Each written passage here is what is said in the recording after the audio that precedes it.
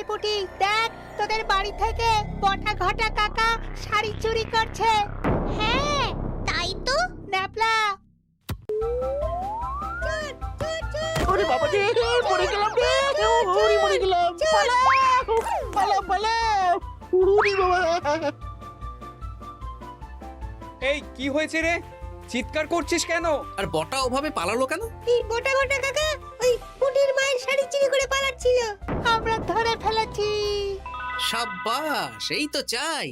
তার মানে মন্ত্রী মশাই এখন দান করার জন্য চুরিও করাচ্ছে। বাহ, কি ভাবছো গোপাল দাদা? না কিছু না। আচ্ছা পুটির বাবা, তোমাদের বাড়ি মন্ত্রী মশাই চাঁদা তুলতে আসেননি? এসেছিলেন তো, কিন্তু আমি বলে দিয়েছি আমি পারবো না। নিজেদের বীজ ধান কেনার অর্থ নেই, চাঁদা দেবো কি করে? আচ্ছা এই ব্যাপার, এবার বুঝতে পেরেছি।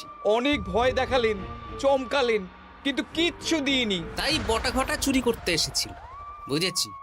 বেশ, এই সাবধানে থেকো। কিভাবে যে সংসার চালাবো? শোনো পুটির বাবা, তুমি এক কাজ করো। বলো। জঙ্গলে অনেক ধুত্র গাছ, আকন্দ গাছ আছে। তুমি পুজোর দিন সকাল থেকে মন্দিরের কাছে একটা ফুল মালা বেলপাতার দোকান দাও। এটা ভালো বুদ্ধি দিয়েছো।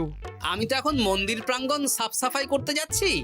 আমি বরং কাজের ফাঁকে তোমার জন্য একটা ছাউনি দিয়ে মন্দিরের কাছে দোকান বানিয়ে দেব। তাহলে তো খুবই ভালো হয়। এই পুটি, তোরাও আমার সাথে চল, হাতে হাতে সাহায্য করবি। চল চল চল। চলো গোপাল দাদু।